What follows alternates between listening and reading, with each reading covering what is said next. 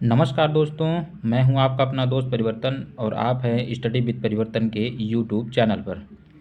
दोस्तों, बिहार शिक्षक भर्ती टीआरई 3.0 संबंधित एक विशेष न्यूज़ है जो मैं आप सबको देना चाहता हूं। दोस्तों, इससे संबंधित आपको कई सारे वीडियोस मिले होंगे और सबने लगभग इसको ये बताया होगा कि अब ये परीक्षा निरस्त हो गई या ये परीक्षा अब नहीं हो सकती है। तो दोस्तों, उस भ्रम से दूर करने के लिए मैं आपको कुछ दिखाऊंगा, एक नोटिस पढ़ाऊंगा। पहले तो आप शिक्षा विभाग की वो नोटिस पढ़िए जो अभी कल जारी हुई है। लोक सेवा आयोग सचिव के लिए लिखा गया है। ये इन्होंने लिखा है कि इनका जो सब्जेक्ट है इसका वो पढ़ ले पहले।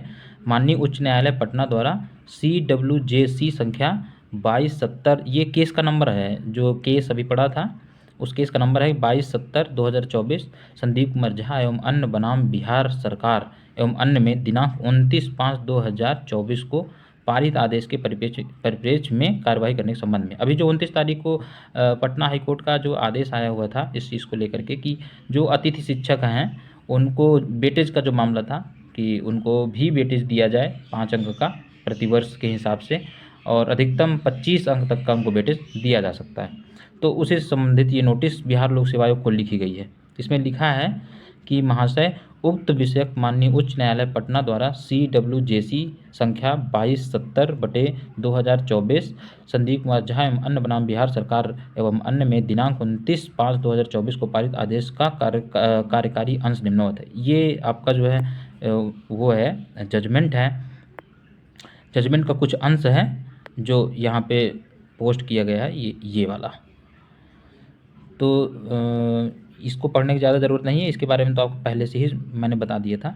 अब आगे बढ़ते हैं। इसमें जो मेन चीज़ है लिखा हुआ है कि माननीय उच्च न्यायालय द्वारा पारित आदेश के अनुपालन में शिक्षा विभाग के संकल्प संख्या ज्ञापक 51 दिनांक 25/1/2018 के तहत सेवा में लिए गए वैसे अतिथि शिक्षकों को जो बिहार राज्य विद्यालय अध्यापक नियमावली 2023 अद्यतन एवं संशोधित के द्वारा उच्च माध्यमिक शिक्षक के पद पर नियुक्ति हेतु निर्धारित अर्हता धारित करते हैं, उन्हें प्रत्येक वर्ष की सेवा अवधि के लिए 5 अंक अधिभार देते हुए अधिकतम 25 अंक अधिभार देने के साथ माननीय उच्च न्यायालय पटना के उक्त आदेश के विरुद्ध विभाग द्वारा LPA दायर करने का निर्णय लिया है। मतलब अभी ये इस जो बिहार सरकार है वो अभी इस आदेश से संतुष्ट नहीं है, इसलिए वो अभी इस पर LPA भी दायर करेंगे।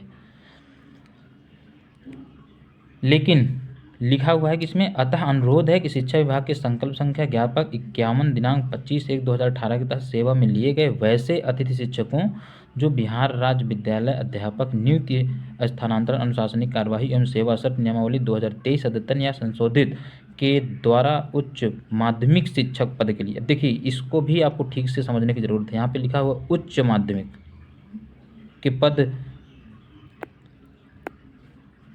उच्च माध्यमिक शिक्षा के पद पर नियुक्ति हेतु निर्धारित अर्हता धारित करते हैं जो बिहार लोक सेवा आयोग के विज्ञापन संख्या 22/2024 में प्रत्येक वर्ष की सेवा अवधि के लिए 5 अंक अधिभार देते हुए अधिकतम 25 अंक अधिभार देने की कार्यवाही की जाए। यह आदेश माननीय उच्च न्यायालय विभाग द्वारा दायर किए जाने वाले संबंधित अपील के फलाफल को प्रभावित करेगा। अब देखिए, यहाँ ये भी समझिए, यहाँ पे लिखा है कि उच्च न्यायालय में विभाग द्वारा दायर किए जाने वाले संबंधित अपील, जो उन्हें LPA लिखा हुआ था, ये फलाफल से प्रभावित होगा। मतलब ये जब भी जो निर्णय आएगा उससे अगर ये परीक्षा हो जाती है तो उससे ये परिणाम इनका प्रभावित होगा। मतलब अगर इनके पक्ष में आता है तो ठीक बात है, अगर इनके पक्ष में नहीं आता है तो उन्हें बाहर निकाला जाएगा, वो 5 अंक अधिभार नहीं दिया जाएगा।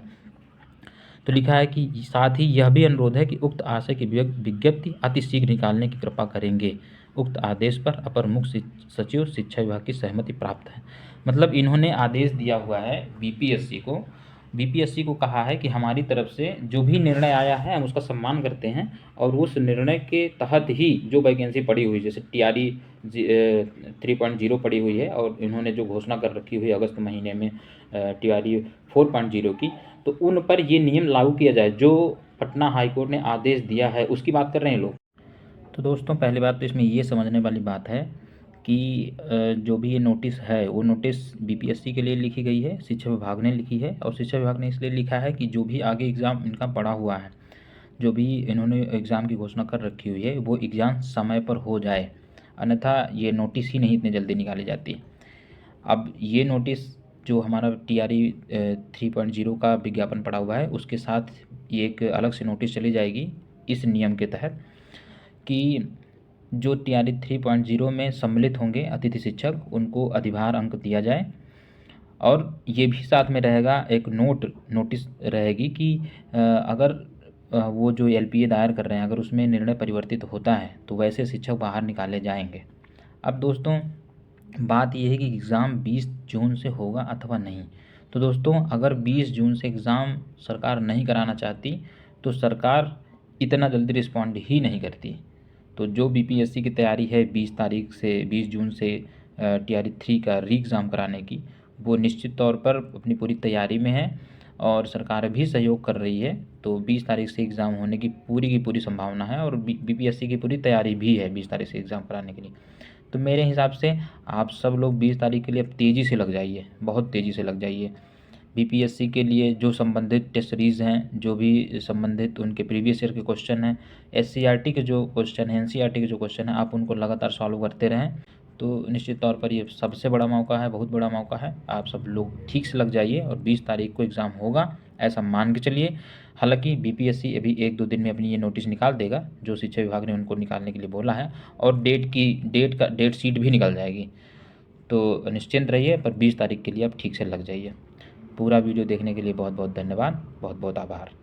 खुश रहें, मस्त रहें। जय हिंद, जय भारत।